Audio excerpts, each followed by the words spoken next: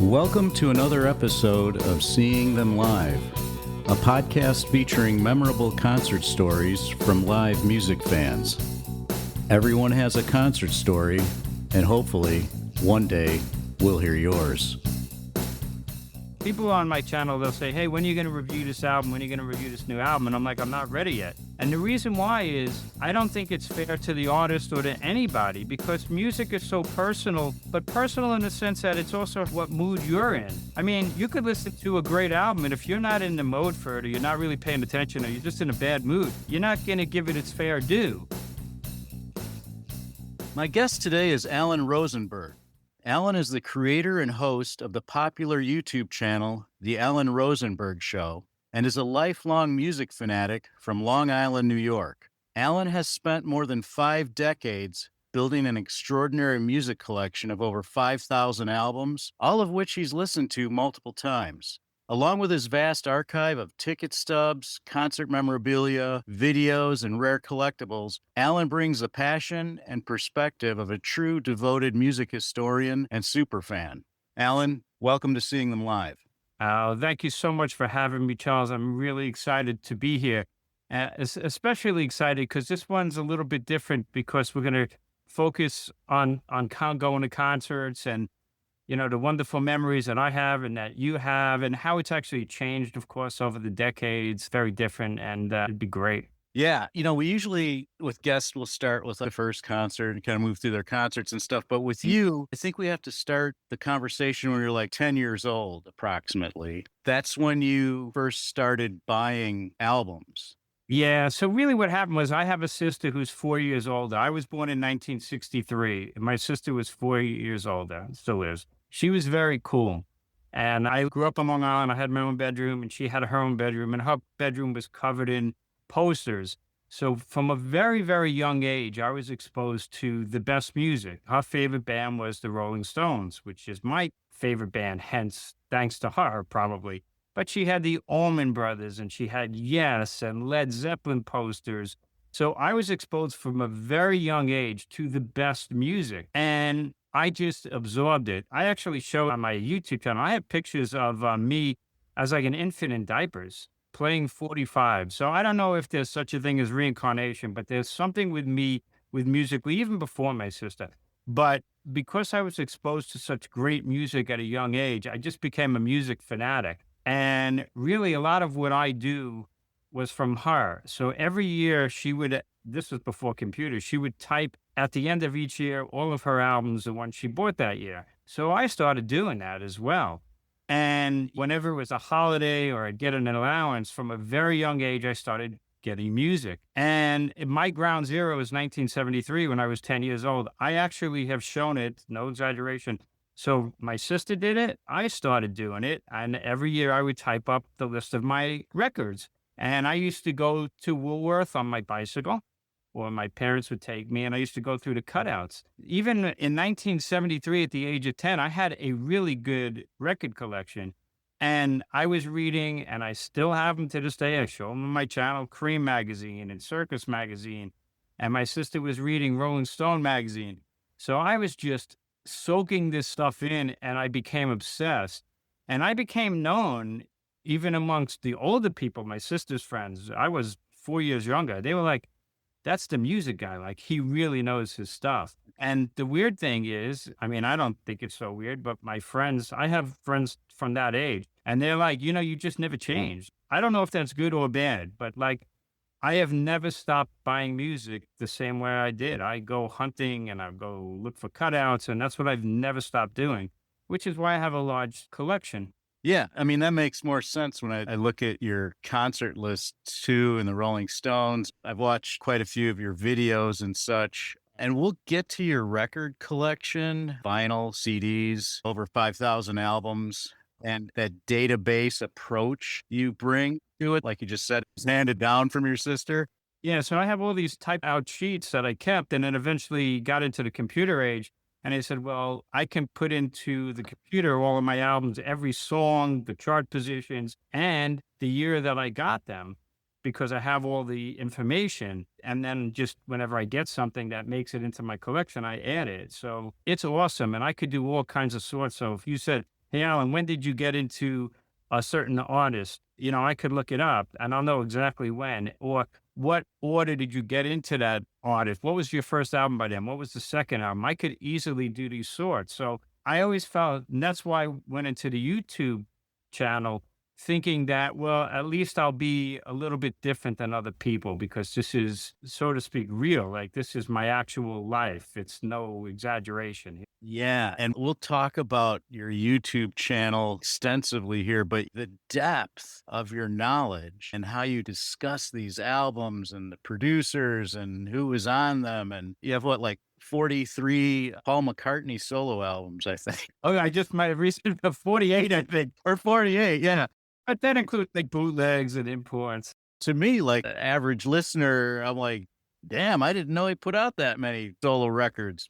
And I don't even consider myself a really big Paul McCartney fan. I mean, I am, you know what I mean? But like there's Paul McCartney fanatics who were like, my knowledge of McCartney is pretty extensive, but it would be nothing compared to like a big Beatles fan, you know, it's like, it's all relative.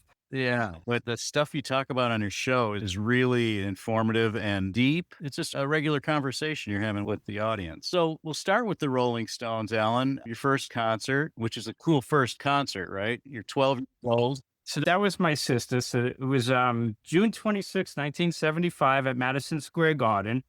And at that time, they were playing 6 shows, which back in those days was, you know, historic. Like nobody was playing 6 nights at Madison Square Garden on one tour. I mean, they probably could have played 30, but, you know, it was a tour. So, and my sister said, you know what? You are, by that age, 1975, I'm 12. I already have like a good amount of Stones albums, and I really know their catalog. And I'm 12 years old. And my sister was like, you know what? I'm going to take you to see the Stones. You've earned it. You know the stuff. And I'm like, thank you. This is just going to be the best time of my life. And she took me to see them at Madison Square Garden. And I'll never forget it. That was still the best stage that I've ever seen. Now, I know, Arch, what we're doing right now is audio only. But if anybody looks it up, that was called the Lotus Stage. And I'll never forget it. So I'm at Madison Square Garden and there's no opening band. And if you look, you can see any of it. Yeah, I can see it. Yeah.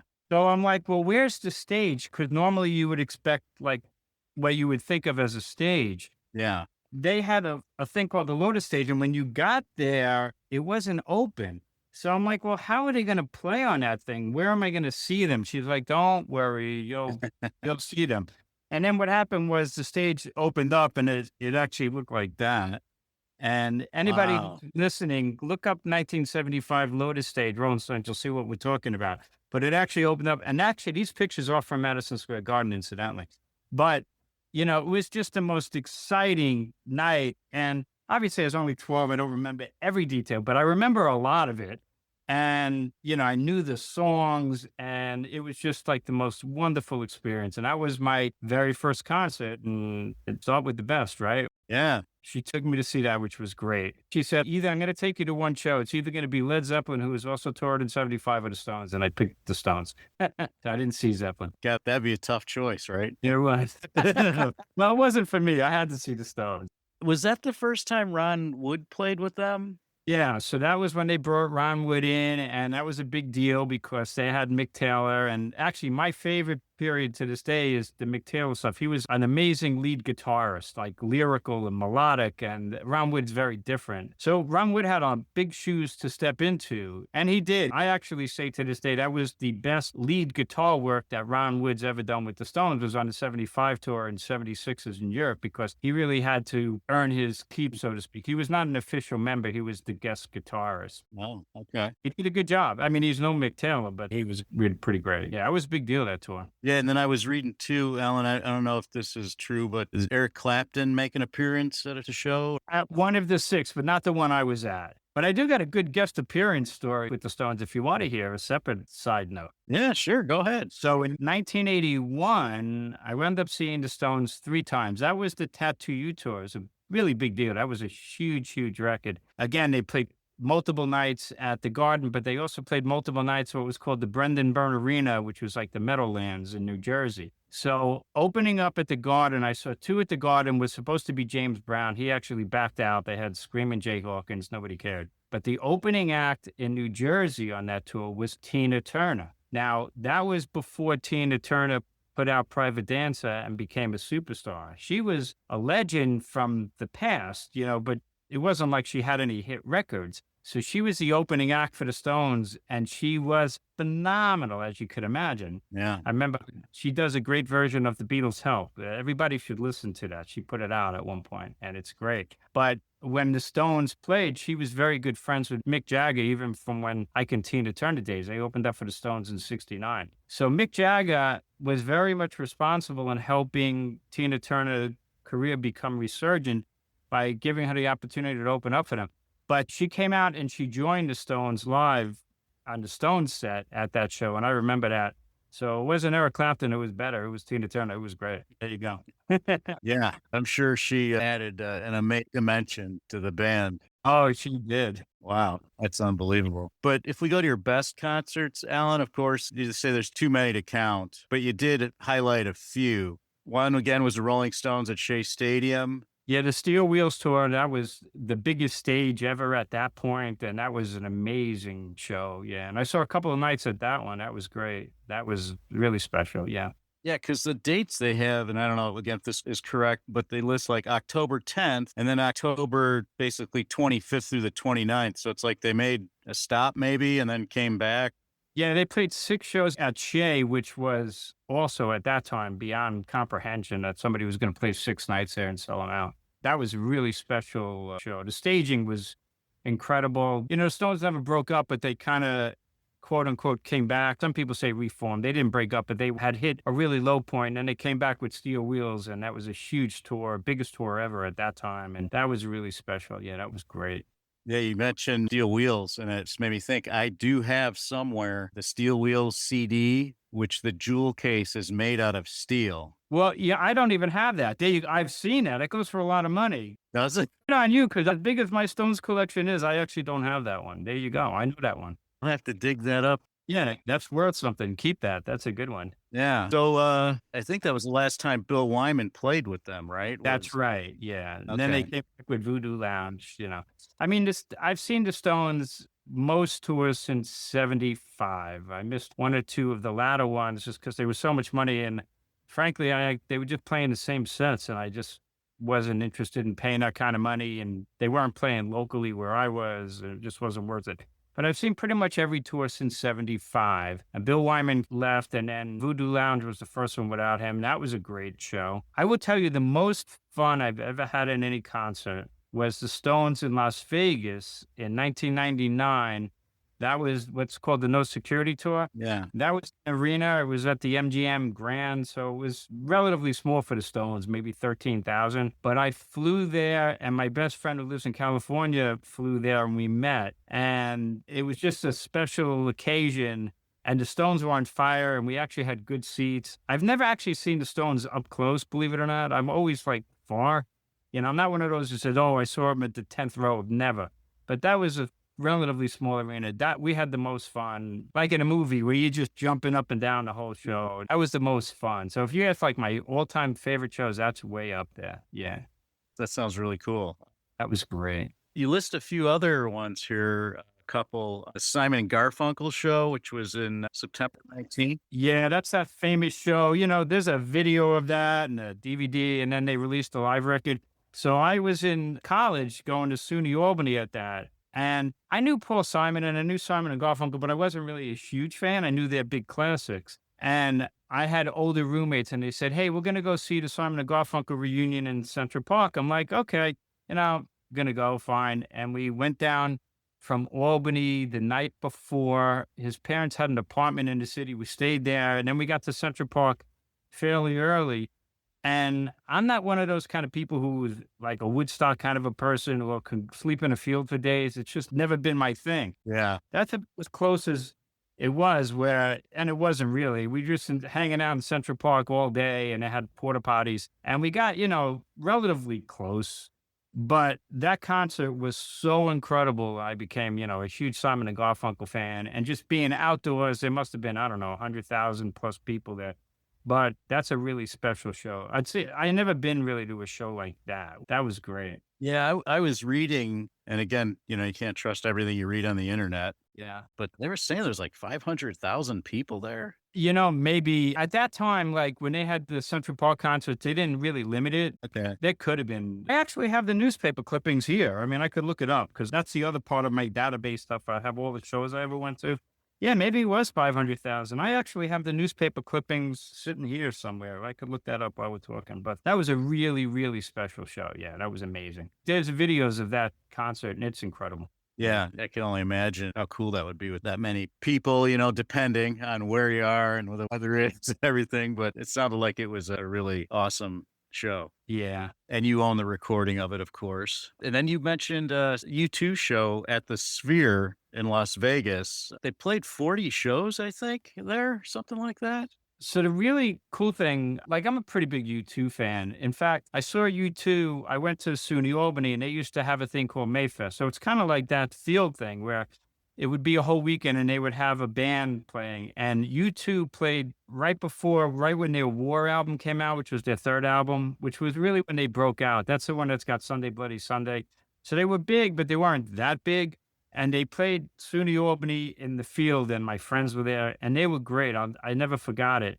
And I saw them a couple times after. But when I heard they were playing the Sphere, I actually started reading about the Sphere before it became really popular and really well known.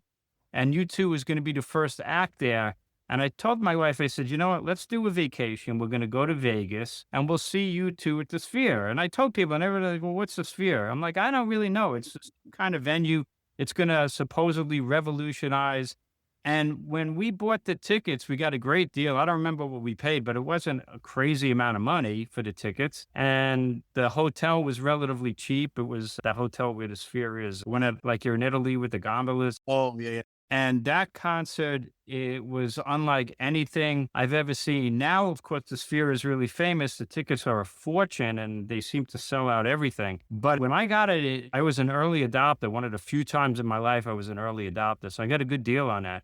And that show was beyond comprehension. Everybody's seen footage of the Sphere and what it looks like with Yeah. even beyond that, the sound. And some of the worst concerts, and we'll probably get to that I've seen, or not because the bands were terrible, because the sound was terrible. And the Sphere is the best sound I've ever heard in my life. And you actually don't want to be anywhere near the band. You want to be relatively high so you could take in the whole thing.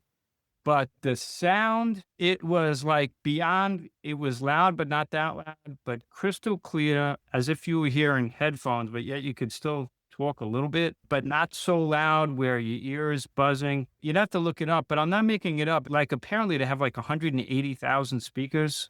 It's something insane. Wow. And I never heard anything like that. It was just the best sound, the best effects. And they also played Achtung Baby, which is my favorite U2 album. So it was like perfection from that. Plus they played other songs. So yeah, that would be near the very top of best shows I ever saw. Oh my God. Yeah, that's really interesting because a lot of times the sound can be just an afterthought, especially if they're playing in some concrete sporting stadium. Yeah. Yeah, it could be brutal. Well, I figured just because of the shape of it that the sound would be good, but I didn't realize there were that many speakers throughout. It's really interesting. I think every seat has speakers built into them. The technology is beyond comprehension. It's insane and worth it. Unfortunately, now the tickets go for a ton of money because everybody wants to go, I guess. And the Eagles have played like forever. If you call them the Eagles, there's only really Don Henley and Joe Walsh. But, they sell out every show, but the tickets are a fortune. That's something I'd like to go there and see a band at some point.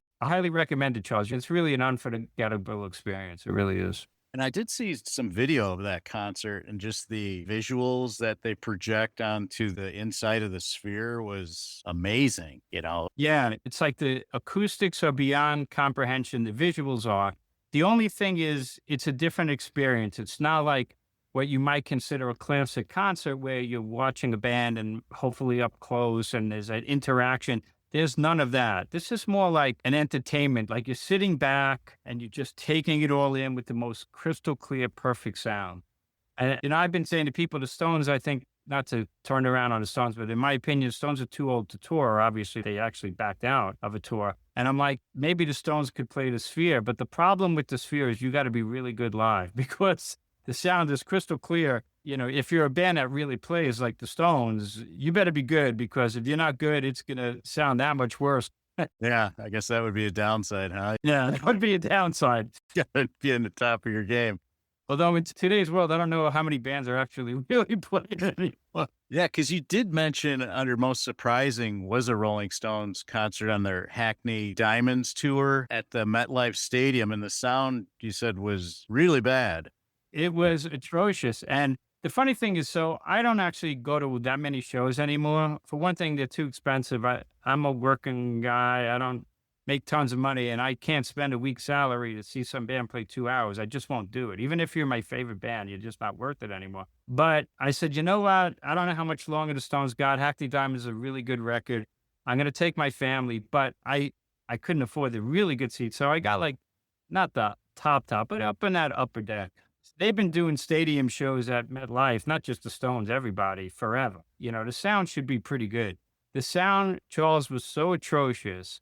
I was like, I feel like I'm listening to a bad vinyl bootleg from the 70s. You could barely tell sometimes what the songs were. And I was angry. And I was done before that. Like, I don't go to stadium shows anymore. I won't go. But I broke the rule to see that show. And I'm like, why did I do this? This was just a total waste.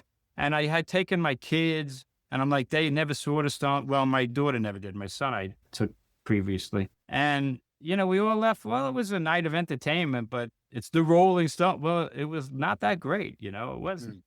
And apparently I did a thing on it, and a lot of people felt the same way on different stops on that tour. I don't know what happened with that. It just did not have good sound. It was not good. There's this place near where I used to live that's been renamed 6 or 7 times, but we knew it as the World Music Theater in Tinley Park, Illinois. And I listened to an episode of a sound engineer who said that the way they designed that, the sound actually goes out of the back because the back is open, you know, because it's like a band shell. Okay. And at one time I had lawn seats for Dave Matthews because I lived within walking distance of the place. So I just I go see Dave Matthews. What the heck? I pick up some tickets outside. Yeah. And I was there with some friends. I am not exaggerating. We went all the way to the top of the lawn and stuff, and we're walking around because the sound was so bad. It was like you were listening to an AM radio of Dave Matthews. I don't know what was going on. It was unbelievable. It was so terrible. I think they've tried to correct that now because I've been there since, and it's not like that. And that's a music venue, so there's really no excuse for that. And especially like what the cost of going to a show is. You know, we could talk like, and I have it, you know, when you used to go to shows in the 70s, even the late 70s, the tickets were like $8 or $11. And even then, you didn't make a lot of money, but that wasn't that much money. I used to go to multiple concerts every month. You know, now you go to 3 concerts a year, or I do, maybe because it's just too expensive. And it's not just a concert ticket. You got to park and you get a drink, or you buy a hamburger for $40.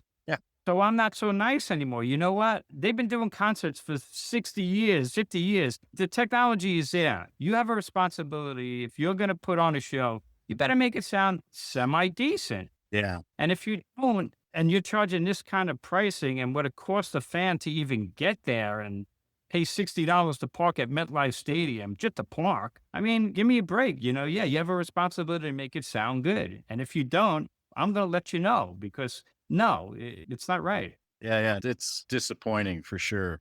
In fact, one of my least favorite concerts you had mentioned a comment on, and that's the reason why. It's similar to your experience. You wanted me to talk about concerts that you really didn't like. Yeah. One of them, surprisingly, was Van Halen, right? So I'm a fan of Van Halen, not a huge fan. Steve Harold, if you're listening, I know you like the world's biggest Steve Harold. But I like Van Halen with David Lee Roth, have all those albums. And they reformed for that different kind of Truth album. And they were playing Jones Beach here on Long Island, which is just like what you're talking about. It's an amphitheater on the water.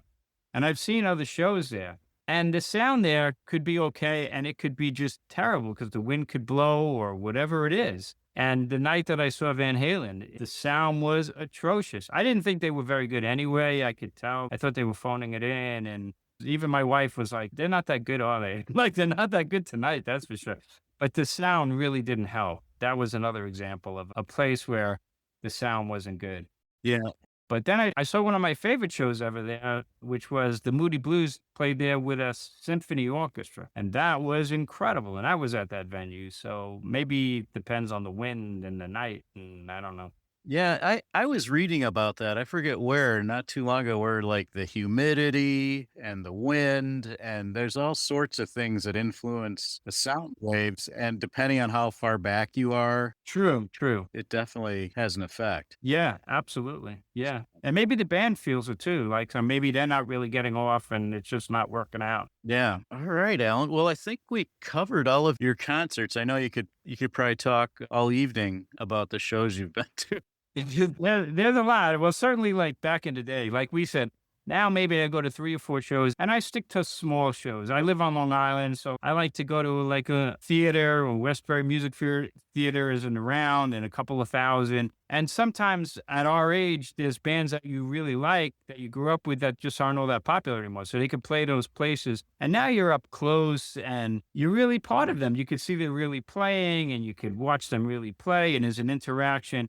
And for me, and it's been this way for probably 10 plus years, those are the shows I like. I don't really have any interest in going to Madison Square Garden. In fact, I'll tell you one other story. So my best friend who lives in California, he was coming to visit and he said, let's go see Billy Joel. Billy Joel on Island is God. You know, I like Billy Joel, but not a huge fan. But my wife is like, please, let's go and we'll go with your friend and we'll meet. So I'm like, okay. And Billy Joel was sold out every show. So my best friend bought the tickets for us and I paid him. And where were we? We were at the top of Madison Square Garden, like the top.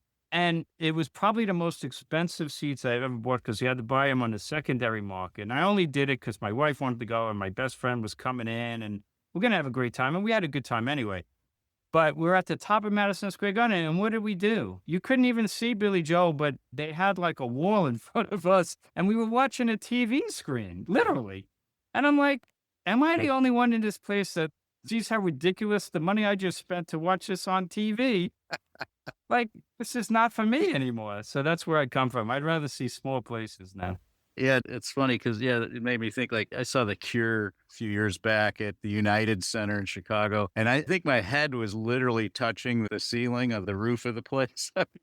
we were we were really far back, and yeah, you're watching these screens because Robert Smith and the guys are like the size of a little ant Yeah. on the stage. And then you'll hear some artists who don't like you taking videos of their shows and having your phone out and stuff. But it's like, well, I'm sitting up here in the balcony. Not that Robert Smith or The Cure are against people photographing with their phones, but I'm basically watching this on a screen for the most part. And it's not my phone because I can't focus that far. I need a telephoto lens if I wanted to. But yeah, it's like I'm watching this on this huge screen. So I don't know. Is that the really loud show you had mentioned? Yeah, that one, unfortunately, one of the rare times I had forgotten my earplugs. And there was some opening band from Scotland, I forget the name, and they were so excruciatingly loud. The only way I could describe it is like, it felt like my face was going to rip off. I mean, it was so uncomfortable. My wife and I got up and I said, I'm not wasting my ears on these guys. I don't know who they are. Yeah. It's so loud. And then The Cure, they were not as loud, but it was pretty darn loud. And they played a long time. And man, I paid for that the next few days with my ears ringing for a while. Yeah. That's funny. I have like a story of a show I had to leave. My wife was pregnant and we saw a really good, at a small venue, like a 3,000 seater. And it was Wishbone Ash, one of my favorite bands. And then Nazareth, Uriah Heep, who were great. And the headliner was Blue Oyster Cult. And the first 3 bands are great. It was comfortable. Blue Oyster Cult was so loud that it was literally, like you said, you felt like I thought I was going to have a heart attack. Like every time the bass drum, I thought my heart was going to pound out. My wife was pregnant. We actually had to leave because it was so painful. We were worried my wife was going to give birth because it was so loud. And so one of the few times we ever had to leave a show. And it was like, and I'm a big fan of Blue Oyster Cult, but I'm like, why did you have to be so loud? It's just like insanity. I don't know how the band determines the sound level, but I've been to the United Center other times and, I bring my earplugs, but it was nowhere near that loud. Yeah. It's hard to say. But Alan, so yeah, those were your concerts, and I'm sure you got dozens more stories, but I thought maybe we could jump into your YouTube channel, the Alan Rosenberg Show, which I see you have, I think, 592 videos to date. I know one just came out the other day. Yeah, I think I'm doing it 5 years or 6 years going on. Okay. It's slow growth, but steady. Really, what happened was, so I keep this database, and once a year I've been doing it since 1973. And at the end of each year, I put in my top 3 albums and what I considered my favorite new group to me, like somebody I discovered. Yeah. And I've been doing that since 1973. So it's not like retrospect. It's like, this is who it was that particular year, which has always been fun. And I was always known for that. And then when Facebook came out and I joined Facebook, I would every once in a while write on Facebook about an article about music thing. And then a couple of people said, you should do a YouTube channel. I'm like, well, I don't even know what a YouTube channel is. And sure enough, I started watching a couple of guys and I'm like, I think I can do this, and mine will be a little bit different because I have these archives and it's real and it's a real database. And what I would do on my channel, it would strictly be, because I'm only about physical media. I don't download. Not that there's anything wrong with that, but that's all about my physical collection.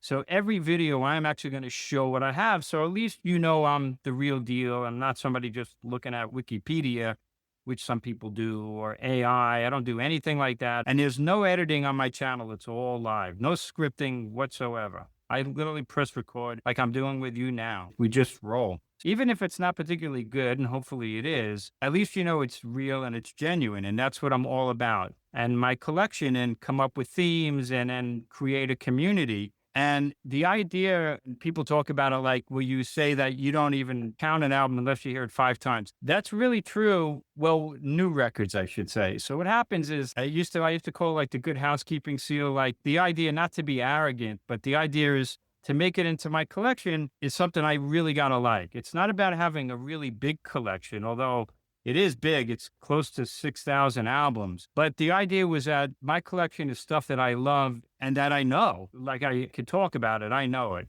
And the idea is to make it into my collection, you got to earn it. And to earn it, I got to hear you at least 5 times. Now, box sets, that's not true. Live album that I know, maybe I'll listen to it twice. The greatest hits, I'll listen to it once because I know it. I'm talking about new material. And the thing about music, and you're like that, and everything's like that. And people on my channel, they'll say, hey, when are you going to review this album? When are you going to review this new album? And I'm like, I'm not ready yet. And the reason why is I don't think it's fair to the artist or to anybody, because music is so personal, but personal in the sense that it's also what mood you're in. Yeah. I mean, you could listen to a great album, and if you're not in the mode for it, or you're not really paying attention, or you're just in a bad mood, you're not going to give it its fair due. Or sometimes an album is a grower. You might hear a first album, you're like, yeah, it's okay. And then by the 5th listen, you're like, wow, I love this album. Or the reverse. The first time you hear it, you're like, this is great. And then you're like, you know what? It's really not as great as I thought. So my thing is not to be the first on the block. I would love a big channel. I would love 1 million views, but I want it to be real. So for a new album, like new material, I'm not even reviewing that until I feel like I know it. And usually that's at least 5. There might be 8 or 9 listens. But then if I keep it, then it's in my database and on my shelves.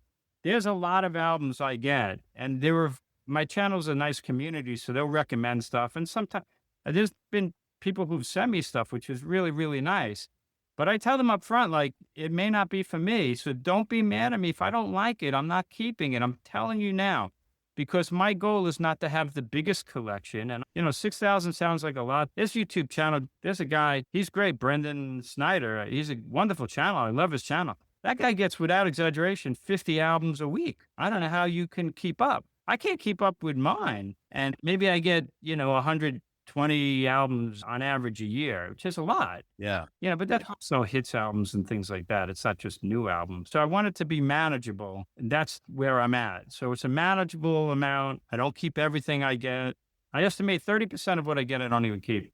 Doesn't make 5 listens. I might only make 1 or 2. And I'm like, this is not for me. And then do you resell it then, Alan? Yeah, I sell it to local record stores, and you don't get really anything. And once in a while, I actually started selling on Discogs, just because there was a couple of things I had that apparently were pretty valuable. And I live on Long Island. I'm very, very lucky. There's like 5 or 6 record stores. They all know me. I go every week. They all know me. And they're like, we don't even want to give you 50 cents for this. You could sell this thing and this is like a $50 CD. I'm like, really?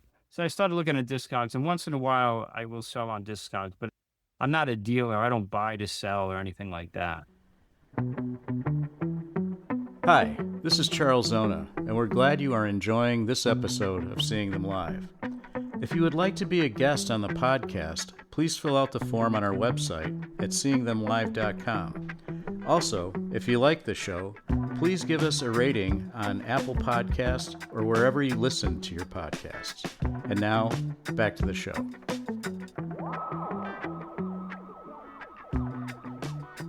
I thought it was interesting. I mean, there's several interesting aspects to your collection, the volume of it, but you curate it. And like you just said, you purge stuff. If it didn't make this cut, and you were just talking about listening to an album 5 times. And we talked a little bit before we got on here today about if you get 100 albums a year, they're 45 minutes each. You listen to them 5 times a piece. And I did a quick calculation, that's like 375 hours or about 7-8 hours a week of just listening to new stuff. That's cool that you figured that out. I never actually have done that. Well, my math might not be right, Al, so don't believe me necessarily, but that's a lot. So I'll classify the way you approach things as like kind criticism, like you were just talking about. You say, it just didn't resonate with me, or this isn't the best album, but it's not bad. For me, that's my taste. Where, I listen to some critics and they're like, I don't know, they can be really nasty and just like bring in almost like personal aspects of things that has nothing to do with the music. But I thought that was cool because I kind of noticed that early on. You're talking about going through Paul McCartney's solo albums, and you had 3 piles of really great, really nice, but not, great, and then ones that maybe just didn't resonate with you. That came through when you're reviewing these things. I just thought that was really cool because it's just like kind of like, it's not my cup of tea, but, the person put it out. They put a lot of work into it. And maybe I'm wrong. Thank you for pointing that out. So one of the things, and I thoroughly believe this, it's not just to be on my channel, music is personal. I mean, it's all personal taste. There's really no right or wrong. Like I did a thing on the Rock and Roll Hall of Fame, which is always like a fun topic on YouTube. And I said, Iron Maiden should definitely be in the Rock and Roll Hall of Fame. Now here's the ironic part. I hate Iron Maiden.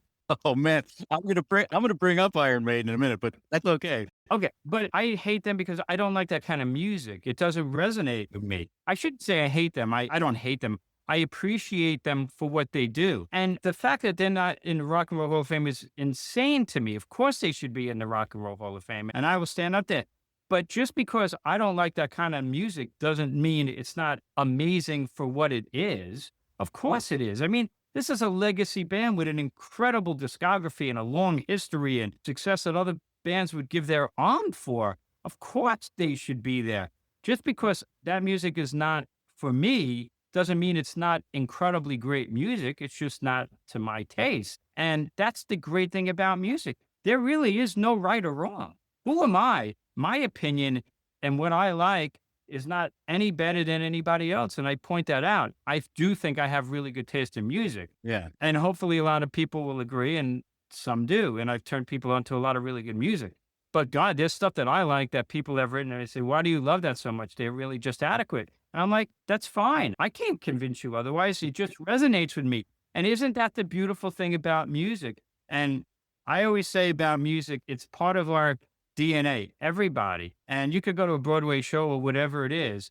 You could listen to music and you could enjoy it, right? And then there's music where all of a sudden it hits you and the hairs on your arm and neck stand up and you get emotional. Well, that's an emotional response. Now, it may happen to me and it may happen to you. It may not happen to somebody else, but there's no denying it. So that resonated with me. And then there's music that literally will make me cry, and probably you too. Like it just hits you to your core. And they always say I levitate and went to heaven when I hear this part, I mean, it's such an amazing force that I think a lot of the current generation, unfortunately, is missing out on. It's one of the greatest gifts of life, but it's all at the end opinion. My opinion is no better than anybody else. And the funny thing about the McCartney video, so a lot of people have written saying that third column that I put that those albums didn't resonate. They're like, Alan, you're missing out. And I'm like, you know what? Thank you for pointing that out because you're probably right. Because if the other thing is like, let's say I buy 120 albums a year, right?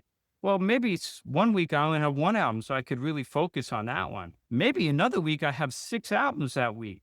And maybe that McCartney album was in a week like that. I could probably look it up in my database and actually figure it out. But it was a busier week. There was more competition. And that album got short shifted where in a different week it wouldn't have, even though I listened to it 5 times, let's say.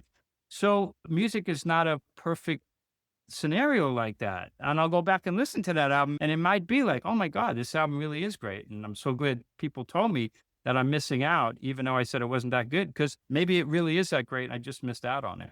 Yeah, you're right. You'd mentioned Iron Maiden, and I have tickets to see them in September. I didn't even know they were touring. There you go. It's their 50th year anniversary. Oh, wow. Went together for 50 years, but they're playing only music from their first 9 albums. So I'm taking the Alan Rosenberg approach. So I bought these tickets in January, right? Okay. September's 9 months away. There's 9 albums. So every month I download an album and I listen to it and I listen to it. Some of them I had already had, but after like Power Slave, which I think is their 5th album, it kind of fell off for me. So, but yeah, you're right. I got in the car the other day. I put on Power Slave because this is Power Slave month. And I'm like, can't listen to this, man. I'm just not in the mood. So I put on something else.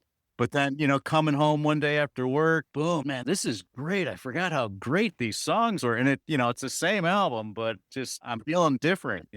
And that's the power of music. And that's why I have said to people, and it's not trying to criticize other channels that it's going to come off that way. Like in YouTube, people want to be the first. And I've seen reviews like, I just listened to the album for the first time. Here's my review. And I'm like, to me, that's a worthless review because what was that person's mood? And it's only once. You need it to grow on you, to appreciate it over time. At least that's my take. Yeah. You did a review. I watched David Gilmour live at Circus Maximus, and that's like a Blu-ray CD thing and stuff. And what I found interesting on that review too, with regards to like a live performance, you talked about the set list and stuff, and how when Gilmour tours, he doesn't play all the hits. He'll play a few, but he goes into these deep cuts and new material. He'll play like almost the entire album. He called him an elder statesman of rock and roll. They go out and they play all these hits, but I guess not, I don't know. It's a decision, of course, he's making not to do that. But you were saying like bands, when you'd see them live, they used to do that. You'd hear a lot of their new stuff and then they play some stuff from previous albums. And it's one of the saddest things that, not to dramatize, but it's like the death of classic rock. And there's so many people, that's a whole nother conversation of how this happened. But it's really true. Like if you look in the 70s, if you were a fan of a band, you couldn't wait to hear the new material. That's actually what you wanted to hear because you bought the album and you knew the new album. And I can't wait to hear this new material. And the bands were like that, Pink Floyd. And you saw the Animals tour. I mean, they played the whole Animals album and they played the whole Wish You Were Here album. That was the tour. And I think they played an encore of like 2 tracks from Dark Side of the Moon. And nobody, I'm sure, including yourself, and I think your mom took you to see that. Yeah. Nobody left disappointed, right? Yeah, no. And I mean, to an extreme, like, yes, Tales from Topographic Oceans, which a lot of people hate, a double album. I mean, when Yes toured for that, they played that whole album. People didn't even know it. Now, maybe that's really extreme. But Jethro Tull did that with like a Passion Play and Thick as a Brick. It was a fearless time and they would focus on the new material.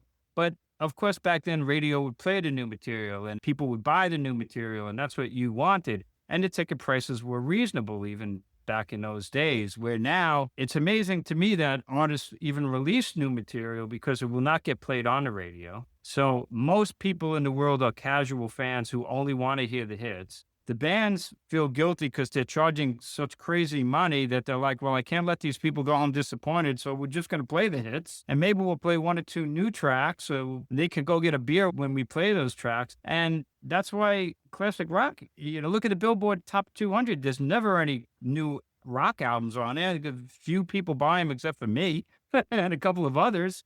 And it's really, really sad. It's a really sad situation. Radio is responsible for, the bands are to a certain extent, but then there are a couple of fearless artists, and David Gilmour is one of them.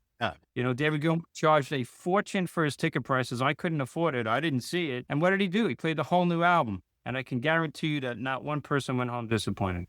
Yeah, and that whole review that you did made me think more recently. I've been trying to be more deliberate. Like you were saying, I go out and buy the album. I've got tickets to see this show. And I saw this band from Chicago. They've been around since 2010, but like you said, you gave an example. They're new to me this year. They had a new album out there called Rat Boys. The album's called Singing to an Empty Chair. And they played a small club, the Vic Theater in Chicago. Julia Steiner, who's the lead singer, guitar player, she said, yeah, we got a new album out. Everybody cheers. And so she said something like, get comfortable because we're going to play it, basically. I'd have to look at set list, but I think they played damn near the whole album in a different order. And I love that album. It's a great album. And being more deliberate, sitting with the music, like you were just saying, instead of being the first to talk about it, what have you. And that just makes the show that much more enjoyable. I'm trying to do that more when I go see new bands and bands I'm not really familiar with. I try to take in their music, good amount of time spent with it before I see them. Yeah, because sometimes it's hard. Like if you see a band live and they're playing new stuff and you've never heard it, yeah, it's tough, especially if it's difficult music and things like that. But what a wonderful thing, sometimes the opposite, where sometimes you hear a song for the first time and you're like, it gives you chills and you're just like, this is just incredible. And then I get sad because I only wish radio should be playing. This should be a hit, and it won't be a hit. Or really get frustrated. Like, I don't listen to the radio much. I don't have XM. I have I listen to CDs. I have an old car, so I listen to CDs in the car. That's part of how I could listen to CDs all the time. And I have an old component system. But the most frustrating thing is I'll listen to classic rock and they'll say, hey, imagine, I don't even know. Let's say they're going to talk about the Iron Maiden concert, and Iron Maiden's got a new album out. And they're like, Iron Maiden's got this new album out. Have you heard it? Yeah, it's phenomenal. Can't wait for the new show. Let's play some Maiden. And what are they going to do? They're going to play Run for the Hills or whatever. They're not going to play the new song. Yeah. And it's like, well, you just told me how great the new album is. How could you not play a new song? And then, of course, old radio. I mean, it used to be New Release Tuesday. They would play a whole new album sometimes on the radio. It was amazing. I used to record them on 8-track, actually, and then buy them. Yeah, that episode had many layers to it, that David Gilmour episode. I recommend people check that one out and all the other ones. I just, of course, barely scratched the surface with your videos, but I love the treatment. Thank you for giving me a shot. Thank you. Yeah, Alan, as we come up on time, I was just going to maybe touch on a couple other things here. You talk about episode about box sets. The Who and Jethro Tull, you said, put out great box sets. And they almost seem like those in particular you were showing on your channel. They're like, it's almost kind of like a biography, isn't it, in a way, with the booklets and the pictures and the music? It's amazing. I used them as the premiere of the classic rock reissues of individual albums. The Jethro Tull ones are a smaller size and they're affordable. They're like $50-something. But to call it a booklet, it's 100 pages. And it's only on that one album. It's not the history of Jethro Tull. It's 100 pages on this one album. It goes into minute detail. And if you're a fan like me, it's really, really interesting. And then, you get like a previous unreleased live show and you get demos and outtakes, and some of that stuff is great. You're like, how did this not even get on the album? I call it like going to college on that album. So if you're a fan, they're amazing. And the Who does the exact same thing, but they're a bigger size. They're a lot more money. The Who ones could be $100+, but they're a bigger size. But to me, they're really only for big fans. It's not for a casual fan. But if you're a big fan and you want to know every iota about an album and the live show at that time and how they recorded it and the pictures, they're fantastic. And, I'll spend a lot of time with them. Now, with that said, I will tell you that some of those, I can't listen to them all 5 times because it would take a year to get through them. But I'll listen to 5 times stuff that's new for me. A live show once or twice is good enough. I already have those albums, so maybe I'll only hear the new mix once or twice. So I want to be realistic, But there have been box sets where I really have played them for like a year, where it's just every iota countless times. Yeah, because you're not going to find that 100-page book in that box set like in a bookstore or anything. And you know what? If it was in a book, a real book, it'd be worth like $30-$40 alone. Yeah. They're really amazing pieces of work. And you don't see that every day. Not to bring up the Stones, but like the Stones are my favorite band. The Stones Super Deluxe box sets to me are terrible, relatively. They're not terrible. They're disappointments. Very little on them as compared to what the Who does and the Kinks do and some of the other artists where their box sets are just amazing. Do you kind of know what's in them already, Alan, before you buy them, or you just kind of go in blind and hope for the best? No, you kind of know because you can see on Amazon what's going to be on them. One thing that I do on my channel is I watch other YouTube channels, but never about a topic that I want to cover because I don't want to be influenced by what they say. I try to like to be my own guy. So only after I do a video, let's say on Jethro Tull album, then I'll go see what other people, but not beforehand. I like to be my own thing. Yeah, because you've shown in one video, first one I watched that Steve Harold sent me was you reviewing that book, Concert Dates by Mike Bernard. And that was a great book, man. Love that book. What a nice guy he is. He sent that to me. I'm trying to remember. I think he's from my channel. He's like, I think this is right up your alley. And I'm like, send it to me. I read it the next day. We started it. I couldn't put it down. And I actually could relate because there used to be a venue on Long Island that was a real dump that kind of reminded me of that place. It was small. And I was like, I kind of lived this. And he's like, I knew you kind of did, you know, what a great book. Because when you're going through the book, you're showing all of your memorabilia as well, the ticket stubs, the Yeah. posters and promotional material for these shows. And it made me wonder, has anybody ever approached you to like access your collection for research or anything like that? No, it's a funny thing, you know, like when I decided to do my YouTube channel, and I know they can't see the viewers right now. I have every ticket stub of every concert I ever went to, but more than that, back in those days, there would be a newspaper advertisement and I would cut them out. So I have the news, not for every show, but I have the newspaper advertisement, the ticket stub. And then the newspapers back in those days used to have a music column and they would review it. So I have well, almost every concert I ever went to, like the ad, the newspaper review, and the ticket stub. And I don't know if that many people out there have that kind of stuff. And I thought it was pretty cool. So again, you know, I'm genuine, you know, I'm the quote unquote real deal. And when I show them on my channel, they get very little response. Like, you know, once in a while, people are like, oh, that's really cool. But very rarely, it doesn't seem like people really have much of an interest. But with that said, as I think as cool as my collection is, like, let's say I have 6,000 albums, my collection is really not that impressive in some ways because the guy Brendan Snyder, I think he must have like 50,000 albums. My collection is like nothing compared to his. And what I've realized from meeting people through my channel is as much as I thought I know about people, about bands, even like the Rolling Stones, my band, you know, I've met people that their collections are much larger than mine. Maybe not newspaper articles and things like that. I collect clippings on the Rolling Stones. I must have 10,000 clippings on the Rolling Stones going back to the early 70s. I think it's really cool, but it doesn't seem like anybody else does. So nobody's ever reached out to me. Yeah. Well, yeah, if somebody was looking to, because you have, you know, to find the ticket, to find the article, to find the ad, if you were doing some kind of even regional research of Long Island music from the mid 70s on, you would be like a one-stop shop. Yeah. I mean, well, if anybody wants to reach out, feel free. And the funny thing is, I'm super organized. Like, I know they can't see it. Like, here it is. It's in the chronological order Yeah. in scrapbooks. You know, it's right here. Like, it take me 3 minutes. Here's Genesis 1980. There's the concert review. There's the ticket stubs. There's the patch. There's the advertisement. Like, I'm really organized. Like, it takes me minutes. In fact, when I do a video, it's not that well planned out. I wait to be inspired and it pops into my head.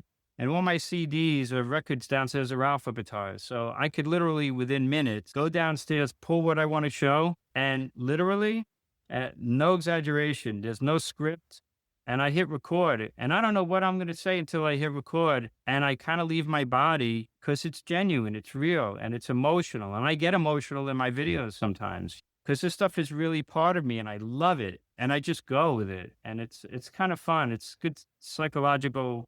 For me, it makes me happy. Yeah, it's really impressive. I can only imagine. I saw on your homepage, you give like a tour of your basement. Oh, you saw? Yeah, I did that once. Yeah. Yeah, I mean, it's like going into a library. Yeah, it's rows and rows of, but the funny thing is I have a relatively small house. I don't, you know, I live on Long Island. My house is 1,200 square feet. My whole basement is my collection, which my wife despises because it's the whole basement. But it's not a big house. And like people are like, where do you have it? And I said, well, I'll just show you so you'll know it's real. It's dark and dingy down there. It's not going to be a good quality video. But there they are. So you know I'm real. And then I decided to do a series, which was interesting. I actually did A through Z. I showed almost every one of my 6,000 CDs, pretty close to it. or vinyl. And I literally went through them. So I want people to know that I hope you like me and I hope you enjoy my channel, but just know that I'm real, because sometimes I watch people and I'm like, oh, this is just somebody looking at Wikipedia Yeah. and they look really good. And they're not that their channels are huge and mine is little, but just know whatever I am, this is real. Yeah, and it's so well organized that you can fit a lot of stuff into a space if it's well organized, which from the pictures and stuff you show, everything has a spot. Like you said, it's all alphabetized. You know exactly where everything is. Yeah, it takes minutes. Yeah. Alan, one thing I wanted to just mention in a video I watched, you said you're becoming a Taylor Swift fan, or you are a Taylor Swift fan. You know what happened? I have a daughter. People make fun of me on my channel about that. It's really, really funny. So, she was all over the place on TV and heard she writes her own songs. And I heard a couple of songs and I'm like, that's a really good song. She wrote that. Oh, that's a really good song. She wrote that. And then what happened was she released an album called Midnights. And my daughter was a fan, and my daughter's friends were fans. My daughter's young, but now she's married in her 20s, but she was a fan. I'm like, you know what? I'm going to get the Taylor Swift album, because I really try not to prejudge people. I really am open to experiencing it.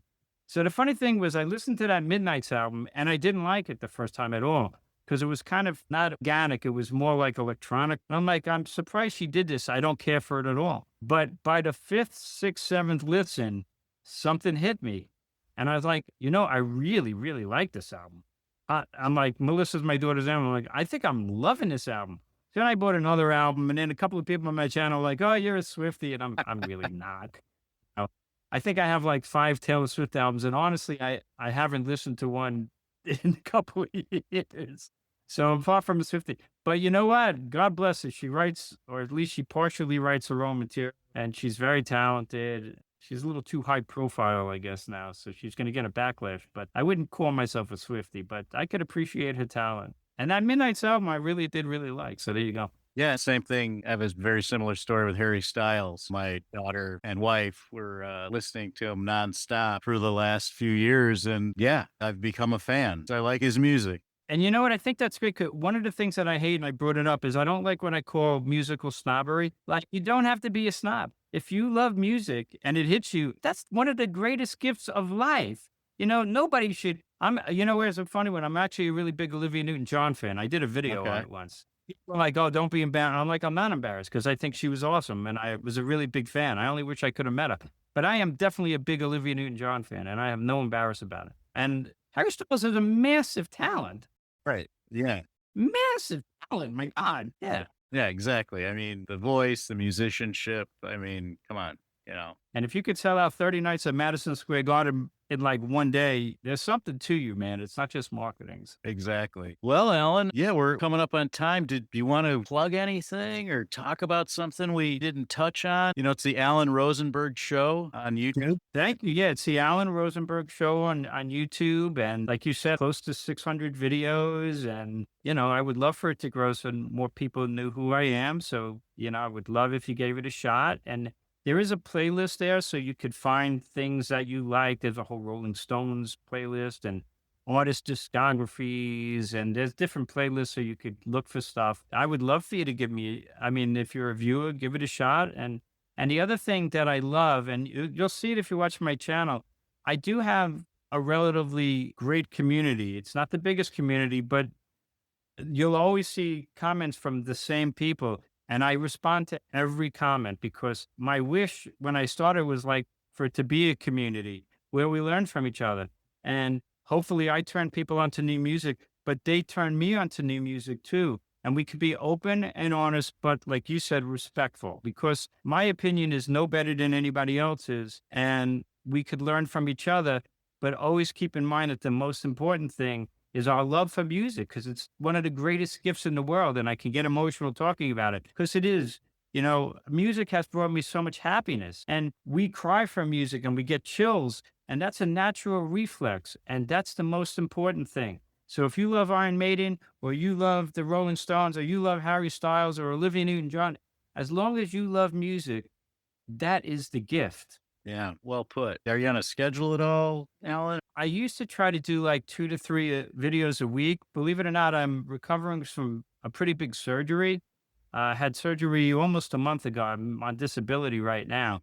And I have been out of my house, I think, once in the last month. Oh, well, I've done, I think, 3 or 4 videos in the last month, which is very low for me because I'm just not physically up for it. So the nice thing is, if I was feeling really good, I can come down here and knock out a video if I get inspired. And I got comments like, "Wow, you're looking really good." I'm like, "You should have saw me a half hour ago." Hopefully, I'll get back on schedule. Yeah, check out Alan's show and subscribe, and these open ideas and themes. Again, I just barely scratched the surface, but I learned so much and it's so deep. I would describe it as scholarly, but not boring at all. Thank you so much, man. Wow. Presentation is awesome. So check out Alan's show. And Alan, thanks again for coming on Seeing Them Live. Charles, it's truly been my pleasure, and thank you for this opportunity. And actually, I've been listening to your podcast, and it was awesome. It's great. Thank you very much. Yeah, and if you know of anybody who wants to be a guest, we're always looking for people. I definitely will pass that along. As we say, everybody has a concert story. Let's hear yours. That's for sure. Thanks again, Alan. That's a wrap for our show. I want to thank today's guests for sharing their concert stories with us. Make sure to check out our show notes at seeingthemlive.com for links to websites, photos, and other artifacts mentioned in the show. I also want to thank my producer, Doug Florzak. The theme music for the show was composed by Doug and is featured on his album, Flagstone. If you have a concert story you'd like to share on our podcast, please visit our website and click on Become a Guest in the main menu. Then fill out the form and click the Submit button. If you seem like a good fit for the show, we'll contact you via email. I guess it's time to head for the exits. We'll see you next time on Seeing Them Live.